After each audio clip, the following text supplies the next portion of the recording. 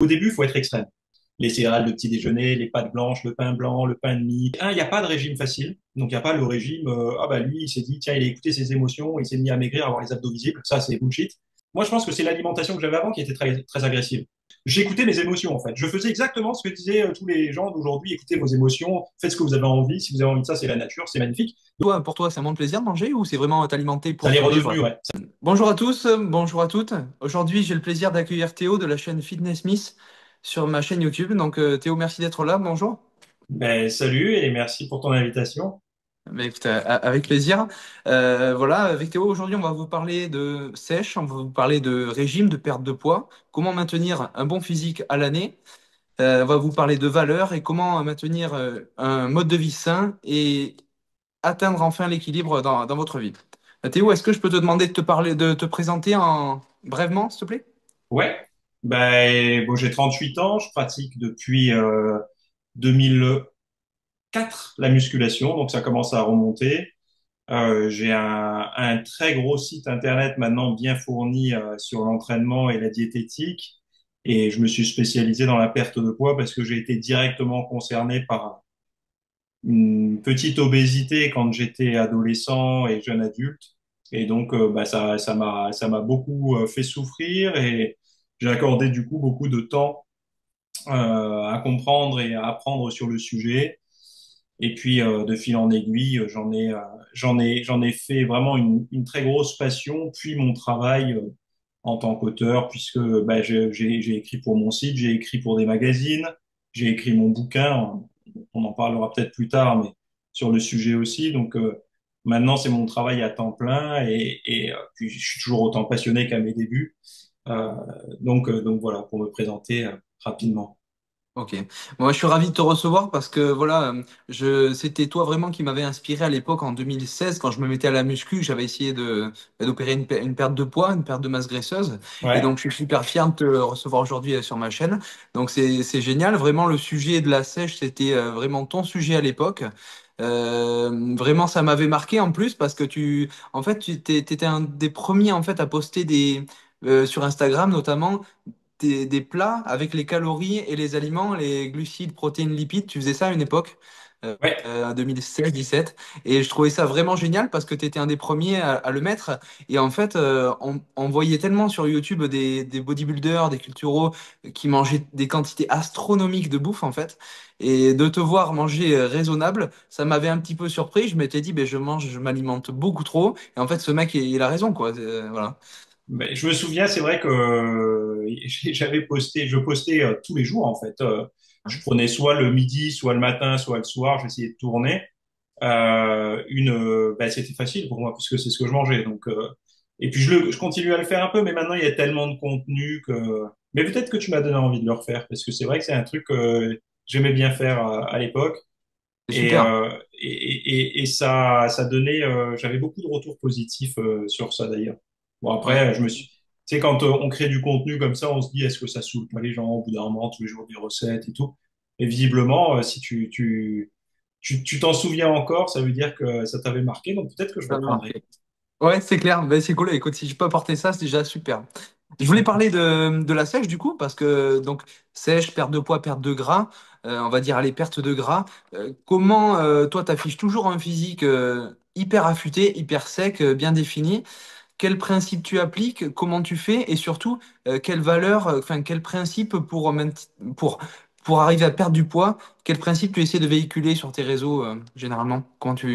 Ben déjà, Comment j'aimerais tu rassurer conseilles? les gens parce que il y a quelque chose qui se vérifie quasiment systématiquement d'ailleurs. C'est au début, il faut être extrême. Je pense qu'au début, faut aller dans un régime un petit peu poussif où justement on s'éloigne de tout ce globalement, de tout ce qu'on aime, de tout ce qu'on nous a appris à aimer en fait. Les céréales de petit déjeuner, les pâtes blanches, le pain blanc, le pain de mie, les sucreries, les plats transformés et tout. Au début, il faut faire un petit peu comme à l'armée, tu sais, ils font leur classe avant de partir bosser dans l'armée. Il y a d'abord une période assez difficile d'entraînement, ce qu'on appelle les classes d'ailleurs. Et ben là, c'est un petit peu la même chose au début. Il faut que ça soit un peu difficile. C'est comme un rite de passage entre l'ancienne vie et la nouvelle vie. Et ça, c'est là où je veux rassurer les gens. C'est normal qu'au début, il y ait une petite phase où on a l'impression de se restreindre et tout, mais ça dure pas longtemps. Puisque ça, c'est le but, c'est de vraiment lancer la machine, prendre des nouvelles bonnes habitudes.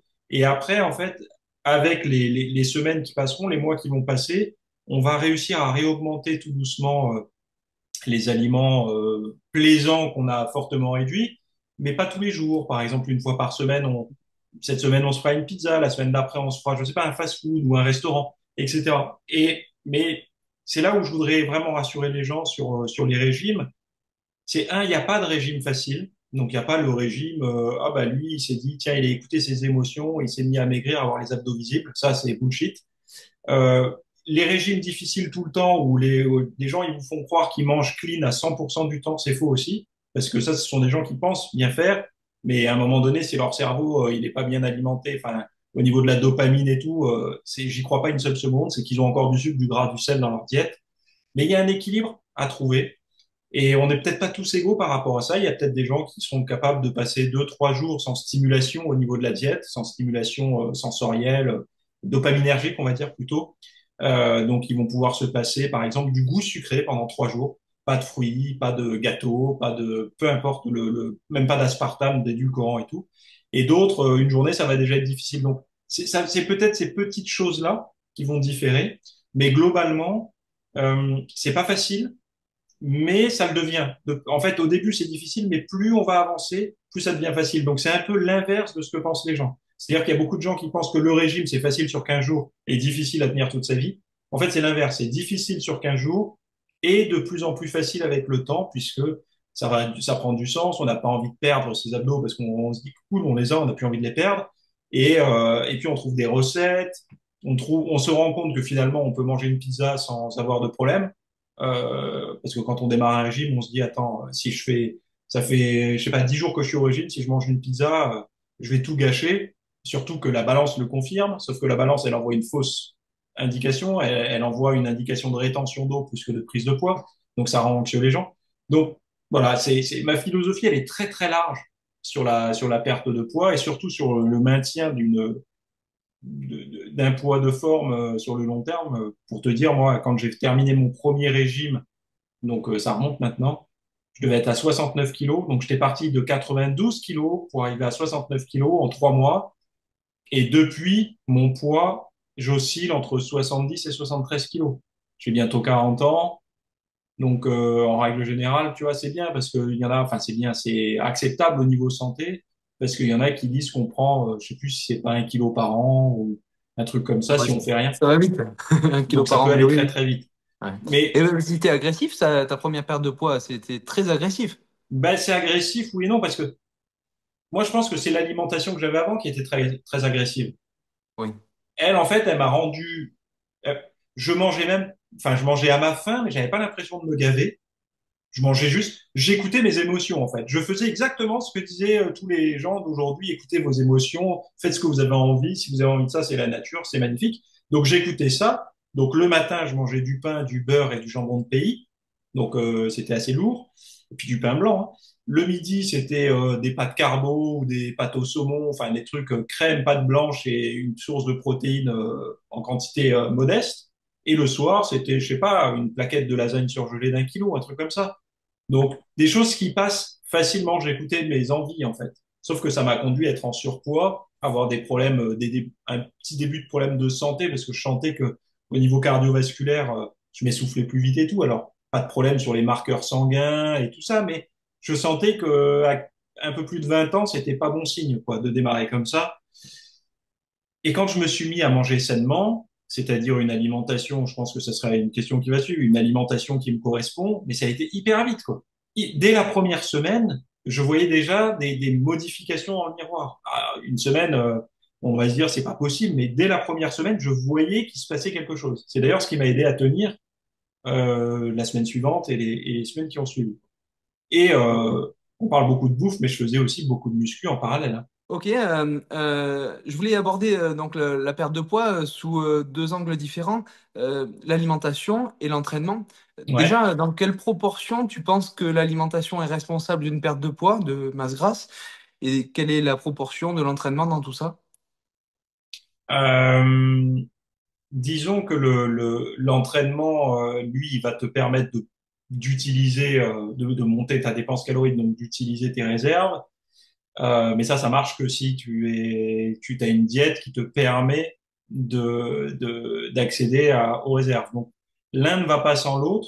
C'est vrai que quand on démarre, on se dit, souvent on entend c'est 70% la diététique et 30% l'entraînement.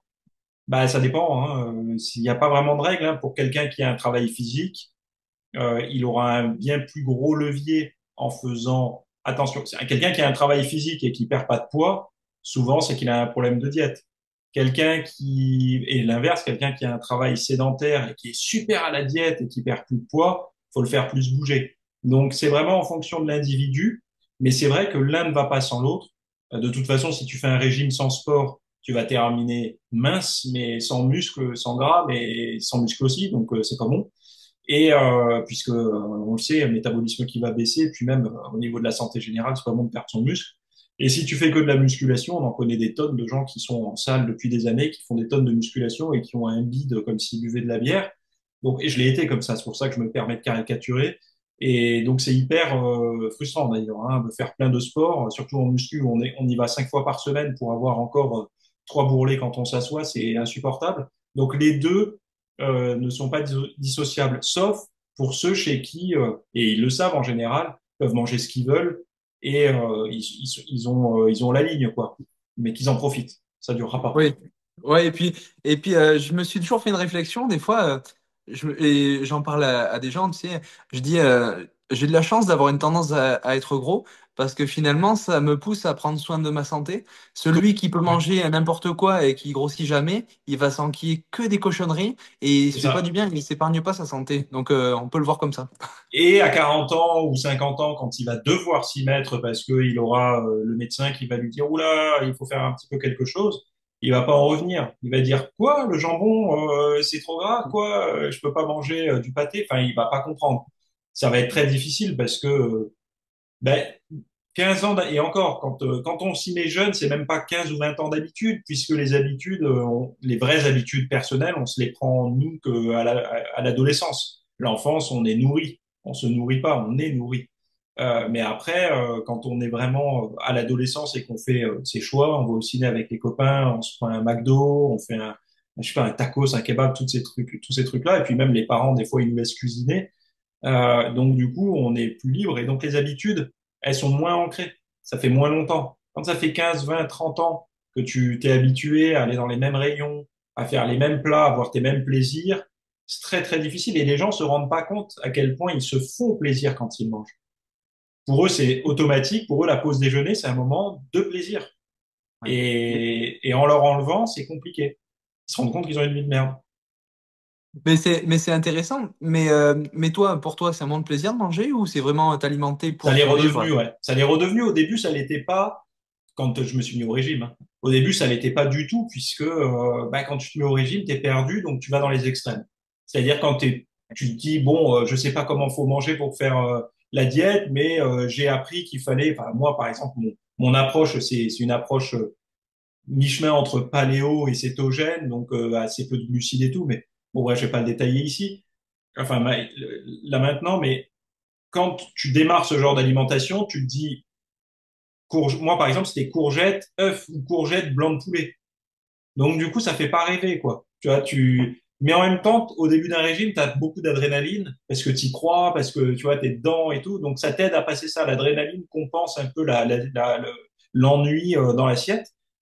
Et après, tu te dis, mais en étudiant, tu te dis, mais finalement, la moutarde, est-ce que ça pose vraiment problème dans une diète? Non, pas vraiment. Est-ce que si j'associe un peu de ça avec ça, des épices et tout, et tu te mets à avoir des plats, donc j'en reviens à ce que tu disais, les assiettes que je proposais sur Instagram, que je vais reproposer, et j'en mets encore au moins une par semaine, hein. C'est des plats, moi, que j'aime. Donc quand je passe à table maintenant, je peux pas te dire que je suis autant content que si un repas de fête, tu vois, ce serait te mentir. Mais je suis au moins autant content qu'avant en semaine, tu vois, quand je prenais ma pause déjeuner et que je faisais pas la diète. C'est la même chose. Je passe à table, je fais en sorte de cuisiner des choses qui sont satisfaisantes pour moi, quoi. Ok. Ok. Et Donc puis les goûts, tu sais, c'est un peu comme le palais avec le vin et le chocolat noir. Moi, le chocolat noir, quand je faisais pas le régime, tu m'aurais fait manger ça, je t'aurais dit, mais qu'est-ce que c'est que ce truc amer? Aujourd'hui, je ne peux pas manger un chocolat en dessous de 95%. Pour moi, c'est plus du chocolat, quoi. C'est un truc sucré, bizarre, mais voilà. Et je pense que ça s'affine quand tu fais la diète. Par exemple, la patate douce avant, tu disais, c'est bizarre ce truc, c'est censé être salé, mais c'est un goût sucré, c'est nul. Puis maintenant, j'aime ça. Pareil pour les asperges, les tomates, c'est pareil. Donc, l'éventail dans les aliments de diète que tu te mets à apprécier, ça grandit. Donc, c'est pour ça que je veux donner beaucoup comment je pourrais dire, pas d'espérance, mais d'espoir à ceux qui veulent se mettre au régime. Si ça vous paraît fade aujourd'hui, ça deviendra peut-être bon dans quelques mois, voire quelques années. Plus vous allez tenir, plus vous allez apprécier. ouais, c'est comme la chanson de Florent Pagny, il faut apprendre à aimer. Voilà, c'est ça. Mais tu sais, il y a un bon exemple pour ça, c'est quand tu fais pas de régime, Ouais. c'est pâte blanche ou rien. Même les pâtes complètes, c'est insupportable pour les gens qui font pas de régime. Or, moi, aujourd'hui, les pâtes complètes, c'est un plat de fête, quoi. Tu vois, mais pâte blanche, pâte complète, puis pâte de lentilles, pâte de légumineuses, quoi. Tu vois, les pâtes de légumineuses, et les gens qui font pas la diète, ils râlent. Puis après, tu vas plus loin, les pâtes de konjac. Il y a toujours un truc, puis après, tu vires ça, tu fais des pâtes, des spaghettis avec des courgettes, carrément, tu vois, avec des légumes. Donc, il y a tout un phénomène comme ça, où tu peux avancer, mais quand on arrive là, du coup, tu te rends compte à quel point avant, tu mangeais mal, quoi. Enfin, moi, je me rends compte, surtout que j'ai une sensibilité au gluten. Enfin, je pense que tout le monde l'a, mais tout le monde s'en rend pas compte, mais le blé d'aujourd'hui n'est plus le blé d'avant. Donc, puis au niveau de l'index glycémique et tout, c'est pas super. Donc bon, voilà, je vais m'éparpiller si tu me reprends pas. Non, Donc, non, mais il y a pas de souci. Donc, oui, pour reprendre un petit peu, perdre du poids, l'alimentation, c'est évidemment très important, l'entraînement aussi. Et toi, tu parles en fait de le facteur limitant va être le sujet le plus important pour la personne en question. ouais, c'est C'est-à-dire, ça. c'est ça que tu disais tout à l'heure, pour résumer un peu. J'aurais aimé que tu détailles au niveau de l'entraînement. Il y a, bon, globalement, le cardio et la muscu, en gros, Ouais. dans le monde du fitness, un petit peu. Quelle place tu accordes, quelle importance tu accordes aux deux? Alors, pour la perte de, quand tu es dans une phase de perte de poids, j'ai une approche qui est pas 50-50, mais au moins, ouais, au moins deux tiers de muscu, un tiers de cardio, quoi, minimum. Après, en temps normal, moi, aujourd'hui, le cardio, c'est à peu près, ben, ça dépend, en fait, parce que je m'entraîne un entraînement très hybride. Mais la dominante, ce qui domine, c'est la muscu. 2 fois par semaine, je vais avoir du HIIT avec des kettlebells. Et une fois par semaine, je vais avoir du cardio en endurance fondamentale standard, quoi, tu sais. Donc voilà, mais après, quand on est dans une phase de perte de poids, première chose à faire, si on n'a pas le choix, si on doit choisir un seul sport, on conserve la muscu, puisque c'est ce qui permettra de conserver la masse musculaire, et on fait une diète. Si on a le luxe de pouvoir faire les deux, parce qu'on a la santé, la forme, les articulations qui vont bien, prioriser la muscu toujours, mais essayer d'inclure du cardio, quoi. Et si on n'a pas le temps de faire 2 fois du sport, donc par exemple de faire du cardio et de la muscu dans des séances bien distinctes, on fait sa séance de muscu et on commence par ajouter 10 ou 15 minutes de cardio après la musculation. Donc quand on est à la salle, on a terminé ses abdos, fini sa séance de muscu, on termine par les abdos et après on monte sur le stepper et on fait 10 minutes, quoi. Et après, on gonfle de 2-3 minutes toutes les semaines pour arriver à 20 minutes de cardio après la muscu. Et ça, c'est un bon combo, puisque la muscu, ça t'aide à bien vider tes stocks de glycogène et tout, à bien accéder à tes réserves. Et le cardio, bah, vu que c'est un effort moins intense, si tu fais pas d'huile, bien sûr, te permettra de mobiliser plus facilement les graisses de réserve. Donc, on peut faire comme ça. Mais la priorité, ça reste la muscu. Parce que le cardio, ça fait pas conserver de masse musculaire. Enfin, C'est pas sûr. assez. Et c'est vrai qu'on veut tous perdre du gras, mais en fait, inconsciemment, les gens, ils conscientisent pas qu'en réalité, ils veulent quand même garder du muscle. C'est ça, ouais. Ouais, Et c'est. enfin, les hommes, si, les femmes un peu moins parce qu'elles associent masse musculaire à volume tout court. parce que volume musculaire, masse musculaire, enfin, je vois pas trop la différence, mais bon, il y en a qui en trouvent. Mais elles associent muscle à volume, et alors qu'un muscle sans graisse est assez fin. Enfin, je veux dire, tous les hommes qui sont assez secs, ils ont beau entraîner leurs cuisses, ils n'ont pas des cuisses de bodybuilder parce que dépourvues de gras, des cuisses naturelles, donc sans produits dopants ni rien, c'est des cuisses qui sont pas très grosses. Tu vois, elles sont très sèches, musclées, toniques, mais pas très grosses, quoi. Donc chez les femmes, ça sera encore moins puisqu'on sait qu'elles prennent un petit peu moins de masse musculaire. Donc la muscu, au contraire, muscu plus régime, c'est un physique tonique, quoi. Physique mannequin, voilà. Bien sûr. Dans la recherche de l'esthétisme, c'est le mieux à faire, c'est clair. Oui, oui, Ouais. bah oui. Puis de toute façon, on développera pas un dos, des pecs et des abdos en faisant de la course à pied. Ouais. Et puis on a le temps de voir venir aussi quand on fait de la muscu. On ne devient pas Arnold du jour au lendemain. Oui, oui, oui, oui, c'est clair. Mais quand on fait un régime, c'est ça la magie du régime, c'est la vitesse, c'est assez impressionnant en fait. Puisque quand tu fais une prise de masse musculaire, ça met du temps. Tu te dis, oh, pour prendre un centimètre de bras, c'est long. Mais en fait, si les gens veulent avoir tout de suite un bon physique, ils ont qu'à faire un régime. Puisque même s'ils ont assez peu de masse musculaire, le régime va l'amplifier, visuellement parlant. Quelqu'un qui me dit, ah, j'ai un point faible pec, souvent je lui dis, tu as un point faible gras. Perds ton gras, tu auras plus de pec. Parce qu'en fait, le gras se met dans les coins et dans les angles. En fait, ça floute, le gras harmonise un physique, c'est-à-dire homogénéise le physique. C'est-à-dire qu'il n'y a plus de creux entre les abdos, il n'y a plus de lignes au milieu des pecs, tout ça. Et le fait de perdre du gras, ça crée des vallées et ça crée des reliefs. Et ben, même si on est plus mince et plus léger, on paraît plus musclé. C'est pour ça qu'en photo, moi, il y a des fois, il y a des gens, ils me disent, oh, tu pèses au moins 85 kilos. Qu'est-ce que c'est que ces bêtises? Je suis à 10 kilos de moins. Mais en photo, ça donne une image, un muscle dessiné donne une image d'un poids lourd, en fait. Ouais. Ah ouais, c'est sûr, c'est sûr. Et puis les abdos visibles, hein, les abdos visibles chez quelqu'un qui est maigre, quoi, c'est très facile, quoi. Mm. Ils les ont même sans s'entraîner des fois. C'est ça, ouais. Ouais. Alors, je voulais parler de l'alimentation. Du coup, on a parlé un petit peu de l'entraînement.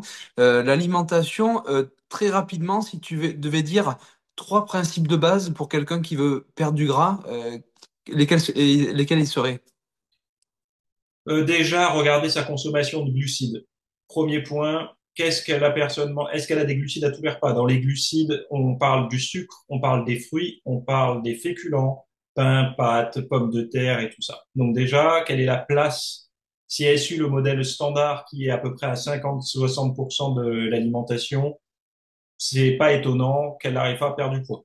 Donc ça déjà, première chose. Deuxième chose, l'apport protéique. Souvent les gens, ils savent qu'il faut manger des protéines, mais je sais pas pourquoi en France les gens ont peur de manger des protéines, donc ils se mettent à manger des protéines juste le midi et le soir. Le matin, c'est un petit déjeuner gras et Ouais. sucré. Donc protéines à chaque repas, y compris les collations. Les gens déjà, en France, pas l'habitude de manger des protéines au petit-déj ni aux collations. Donc déjà deux choses à corriger. Et en plus de ça, ça va aider à la satiété, ça va aider à maintenir la masse musculaire, ça va aider à augmenter un peu la thermogénèse, donc la température du corps, donc à brûler plus de calories.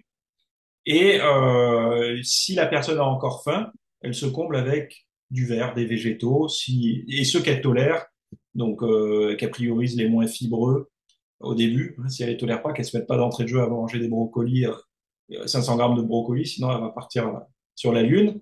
Mais petit à petit, on peut s'habituer avec de la salade, avec des épinards, des choses comme ça, des courgettes. Les courgettes, c'est très très doux. Moi, j'ai commencé avec les courgettes. Si je peux donner un conseil, les courgettes, c'est vraiment très digeste. Et on trouvera toujours quelqu'un qui ne digère pas, mais c'est ultra digeste, cuit un peu avec un tout petit peu d'huile d'olive à la poêle. C'est très très bien. Et c'est avec ça qu'on se comble la faim. C'est un petit peu comme quelqu'un qui boit trop d'alcool. Premier conseil qu'on lui donne, c'est n'étanche pas ta soif avec l'alcool. Tu bois ton verre de vin rouge par plaisir, tu t'hydrates avec de l'eau. Donc là, c'est la même chose. On étanche son appétit avec des végétaux et des protéines, et on se fait plaisir après avec une dose modeste de glucides, quoi. Et pas Très bon l'inverse. conseil, ça. Très Mais bon les gens, conseil. Ouais. mais les gens, souvent, ils commencent, regarde les gens, ils commencent leur assiette par les pâtes. En fait, ils mangent tout ce qu'il faut pas en premier pour être sûr de le finir. Mais par contre, Mhm. après, ils ont du mal à finir les légumes et la prot. L'inverse, on commence par les légumes, puis la prot, puis les glucides, quoi. Ouais, très très intéressant. Ok. Donc, toi, vraiment, les glucides, Ouais, suffisamment de protéines, ouais. et manger beaucoup de légumes, en fait, c'est ça, surtout Ouais, bah, les réduire trois. les glucides jusqu'à ce que ce soit, enfin, oui, réduire au maximum les glucides jusqu'à ce que la personne voit que le poids commence à. Enfin, c'est difficile de dire ça comme ça parce qu'il faudrait que j'ai la personne en face, si elle est active, pas active, tout ça. Mais Bien sûr. globalement, de toute façon, faut pas qu'elle s'inquiète. On est capable de tenir sans glucides. Heureusement d'ailleurs. Et d'ailleurs, on a des milliers de calories stockées dans l'organisme, même si on n'est pas gros. Donc, on va pas mourir. Et si on fait des hypoglycémies en réduisant les glucides, c'est qu'il y a un autre problème de santé. Et là, faut aller consulter, puisque c'est pas normal. Métaboliquement, on doit être capable de switcher entre apport externe de calories via des glucides et apport interne via le tissu adipeux, quoi. On doit être capable de switcher. Si on n'est pas capable d'avoir cette flexibilité métabolique, si, le problème ne vient pas de la diète, le problème vient de l'organisme. Donc, il faut remettre l'organisme en bon état, aller consulter un médecin, faire des analyses, j'en sais rien, il peut y avoir tout un tas de choses. Mais bon, globalement, c'est beaucoup enfin, il faut réduire drastiquement les glucides, surtout si on en a à tous les repas, les féculents, tout ça, et augmenter les protéines et les végétaux. Ça, c'est mon approche. Et c'est l'approche qu'aujourd'hui, je me rends compte, j'ai l'impression 20 ans après, les gens se rendent compte que c'est aussi l'approche la plus cohérente pour la perte de poids. Beaucoup d'études confirment ça, hein. Il n'y a pas de. Après, je peux comprendre aussi que c'est la moins bonne nouvelle, quoi, pour les gens. Tu vas arrêter le pain, les féculents et le pain de mie, les bagels, les céréales du matin et tout. Ils tirent la tronche. Mais bon, Ok. c'est pas interdit à vie, c'est interdit à tous les repas, tout le temps. Ouais, ah ouais. On en a parlé en off. Toi, les calories, c'est pas du tout ton approche. Tu pars Non, du non. principe que c'est la conséquence de ces principes-là, en fait. Ben, je me dis que surtout, moi, tu sais, j'essaye toujours quand je me lance dans une approche, je me dis comment ça peut tenir sur le long terme et comment ça peut tenir, tu vois, pas quand tu es juste focus là-dessus, quoi. Et c'est vrai que sortir son appli de comptage, est-ce que c'est normal? Est-ce que c'est un comportement sain? Où est-ce que ça mène? Est-ce que ça développe des addictions? Est-ce que quand, je sais pas, tu vas être hyper pris par le boulot, ta famille et tout, tu vas avoir le temps de faire ça. Donc, il faut être libre par rapport à ça, je pense. Et puis, on entend souvent aujourd'hui parler de se reconnecter à ses sens et tout. Moi, je pense que euh, il faut être capable de plutôt de se mettre des limites en fait, d'être capable de se dire bon bah une assiette c'est ça, il me faut mes deux morceaux de viande, un petit peu un coin de féculent et puis tout le reste en légumes, c'est ça quoi, c'est mes limites. J'ai pas besoin de savoir si ça fait 270 ou 250 calories par portion. Ça, je pense que ça peut créer plus de ce qu'on appelle les TCA ou les troubles comportement, les conduites alimentaires maintenant on dit qu'autre chose. Donc alors d'ailleurs, c'est pour ça que j'avais en partie arrêté sur les réseaux sociaux de mettre les calories, parce que je voulais pas participer à ça, mais peut-être que je vais reprendre quand même, parce que Ouais. finalement, si les gens aiment Moi, bien ça et que ça peut les aider. Mais moi, personnellement, je compte pas. C'est ça qui est. ouais. Je le faisais pour les autres, mais moi, je le fais pas pour moi. Je m'en Ok. fiche, quoi. Je sais combien Ok. je brûle avec ça. Ma montre, hein, elle me dit combien je brûle. Et vu que, vu que ce que je mange ne fait ni maigrir ni grossir, bah, c'est à peu près ce que je mange. Et c'est quelque chose qui marche, hein, parce que quand on voit d'où tu viens, enfin ta transformation, je mettrai les liens de ta chaîne, de tous tes réseaux. Tu as un physique excellent quand même pour ton âge et tout, pour la longévité que tu as pu avoir dans le sport. C'est quand même très beau. Tu peux Ben, nous merci. rappeler ton... Ben, c'est vrai, hein, tu peux nous rappeler ton poids et ta taille Je fais actuellement? 1m75 et entre 70 et 73 kilos. Donc, Ok. c'est un ratio qui est pas exceptionnel, hein, mais qui est, bah, quand t'es mince, avec pas trop de gras, c'est correct, quoi. Voilà. Ben, si, Mais, oui. et j'ai Naturel. 38 ans. Ok. Ouais, parce que Mais naturel. ce qui est le plus intéressant, comme tu dis, c'est pas sur un moment donné, on peut tous exceller. Sur une année, tu vois, ça peut être notre année, la forme de sa vie et tout. Mais après, comme tu dis, c'est la durée. Et la durée, ce qu'il faut, c'est vraiment avoir une bonne ouverture d'esprit sur les méthodes d'entraînement pour rester motivé. Donc, être capable de s'entraîner avec des poids, des kettlebells, des machines, du cardio, tout ça. Comme ça fait un bon éventail. Puis, tu peux traverser les crises sanitaires sans problème d'ailleurs. Ensuite, au niveau diététique, il faut apprendre à cuisiner des choses que tu aimes et qui te font pas prendre du poids, quoi. D'ailleurs, j'avais fait tout un cours sur mon site là-dessus, qui s'appelait l'égout, Hard Reset l'égout, je crois que ça s'appelait. Pourquoi? Parce que je voulais montrer aux gens que, en fonction de ce qu'ils aimaient, les saveurs amères, sucrées, umami, tout ça, tu vois, c'est tout un tas de goûts.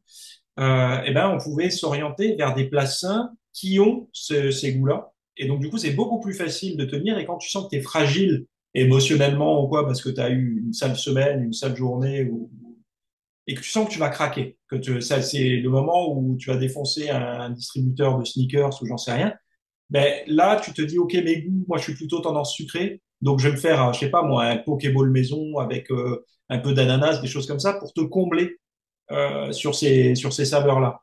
Ce qui t'évite, justement, de déraper. C'est ça le secret. Le secret, c'est de s'écouter. Quand on est fort, on y va à fond. Quand on est faible, on se dit, OK, mes faiblesses, c'est ça. Donc, je vais faire des plats. Moi, par exemple, quand je suis faible, je fais la pizza paléo. La pizza au chou-fleur. Tu sais, je sais pas si tu connais, c'est une pizza où la pâte, c'est du chou-fleur et des œufs mixés. J'en fais une pâte. Dessus, sauce tomate, oignon, champignons, une pointe de mozza, tu vois. Et ça fait un truc, il n'y a pas de glucides. Et ça reste plutôt sain. Mais je bouffe une pizza, quoi. Et ben voilà, mais elle est très connue, hein, c'est la pizza paléo ou pizza cétogène aussi, il y en a qui l'appellent. Et elle y est sur mon site, hein, ceux qui veulent aller voir la recette. On Et mettra le bon, lien, on mettra le lien. voilà, mais là au moins tu te dis j'avais envie de me faire plaisir, je me suis fait plaisir, mais je suis pas sorti de ma diète, quoi. Ah ouais, c'est sûr, c'est vrai. Ah ouais. Et après, Euh, voilà. Mais là, il reste plus beaucoup de temps d'enregistrement, hein, 5 minutes 50. Ok, oui, parce qu'on a eu des petits soucis. Donc, ouais, la durabilité, c'est le sujet que je voulais aborder. Il faut dire que tu es un vrai exemple de longévité. Je me demandais, bon, tu as répondu en partie à la question, mais est-ce que finalement, cette longévité, c'est pas une question d'identité, de se dire, voilà, moi, je suis un athlète, je suis un mec qui a tant de pourcents de body fat, je suis un mec qui a ce physique-là, qui fait tel poids, je suis un sportif qui fait du sport tous les jours, on avait parlé en off aussi. Est-ce que tu penses comme ça en termes d'identité un petit peu? Ouais, ouais, ouais, plus en termes de valeur, moi. Mais oui, c'est un petit peu ça. Je veux être une certaine personne. Je veux être la personne qui fait du sport, la personne qui fait attention, la personne qui prend soin d'elle et tout ça, pour tenter de bien vieillir, de traverser la vie le plus autonome et le plus libre possible, quoi. Et ben, d'utiliser ça pour se dire bon ben voilà, en fait j'ai pas le choix, quoi, comme se brosser les dents, comme faire son lit, comme faire le ménage, et d'avoir des habitudes qui vont dans ce sens-là. Alors j'invente rien, hein, puisque tout ce qui est le courant de TCC et l'acte thérapie travaille beaucoup sur les valeurs pour justement aider les gens à se lancer dans une direction, à combattre des problématiques ou autres, quoi. Donc, euh, donc vraiment, si les gens, je peux les conseiller, au-delà de l'apparence physique, qui est quelque chose qui compte autant pour moi que pour eux, hein, je ne vais pas me le cacher, il faut aller des fois plus loin que ça. Pour certains, ça va être, par exemple, jouer avec leurs petits-enfants, leurs enfants au foot, être capable de faire le déménagement de leur petit-fils, enfin, j'en sais rien. Ok. En parlant de valeurs, c'était justement ce que je m'étais prévu d'aborder comme sujet. C'est marrant parce que quelles sont si tu avais trois valeurs qui te définissent, quelles seraient-elles? Et surtout, quelles sont les valeurs chez les autres que tu trouves super intéressantes et auxquelles tu es attentif? Ben, moi, déjà, c'est la curiosité. Et Ouais. ça, la curiosité, ça sert beaucoup dans l'entraînement et dans la diététique. Si les gens sont curieux, en général, ils y arrivent tôt ou tard. Ils trouvent le truc parce que la curiosité les mènera. Voilà. Là, tu me prends un peu comme ça, mais il y C'est le a but. dans les valeurs. Après, moi, le truc, c'est il y a curiosité, mais moi, je vais te donner celle que j'ai, puisque j'ai fait le test réel, hein, le vrai test des valeurs. Moi, ce qui était ressorti en dominant, c'était la créativité aussi. Et la créativité, ce qui n'est pas pareil que la curiosité, hein. La créativité, le côté artistique et tout, ben ça va, L'expression. voilà, et ça va aussi avec ben, la musculation, culturisme, bodybuilding, tout ça. Même si moi je pratique pas en compétition, il y a un côté artistique. On développe son corps, un peu comme de la pâte à modeler, comme une œuvre d'art ou j'en sais rien. Mais on essaye d'avoir un résultat esthétique. Et la créativité, ben, c'est comme je disais, quoi, de pouvoir être capable avec juste une paire d'haltères de faire, je sais pas, une dizaine, une quinzaine de programmes différents, d'avec juste une courgette et des œufs, de faire un plat qui soit pas trop moche et qui soit bon au goût. Et une troisième, puisque tu m'en as demandé trois, qu'est-ce que ça pourrait être? J'ai pas envie de dire la persévérance parce que ce serait trop facile, mais hum, peut-être si on peut le mettre dans les valeurs, mais d'avoir suffisamment confiance en soi, mais d'être capable de pas trop se comparer aux autres négativement, c'est-à-dire de pas attendre d'avoir un jour le physique d'un tel ou un tel, mais plutôt de se dire, OK, je pars d'ici, je vais jusque-là, quoi. Mais je vais me comparer à d'où je suis parti. Par exemple, moi, dans mon exemple, je regarde la personne que j'étais à 20 ans, la personne que je suis aujourd'hui, je peux tracer, si tu veux, une courbe, quelque chose. Mais par contre, si je regarde Arnold Schwarzenegger, bah, j'ai beau me développer, quand je le regarde, je serai toujours dégoûté parce qu'il est mieux que moi et tout, quoi. Donc ça, pour moi, d'être capable d'avoir cette vue d'ensemble, cette prise de recul, c'est hyper important, quoi. Sinon, on se brûle les ailes et soit on finit étheur, soit on abandonne. Ok. Bon. Eh bien, écoute, super intéressant. Je pense qu'on est un peu pris par le temps. Et ouais, Je crois que ça serait une bonne raison de se revoir et de se ouais, avec réorganiser un petit plaisir. podcast si tu veux, parce que je suis un petit peu frustré, on n'a pas parlé de certains sujets, et ça sera l'occasion, si le public qui nous écoute a des questions, mettez-les en commentaire et avec Théo, on refera un épisode où on vous répondra, et on n'aura pas ces soucis de micro là. Ok, Merci beaucoup Théo pour ton temps et ta présence. avec À bientôt. plaisir. À très À vite, ouais. bientôt.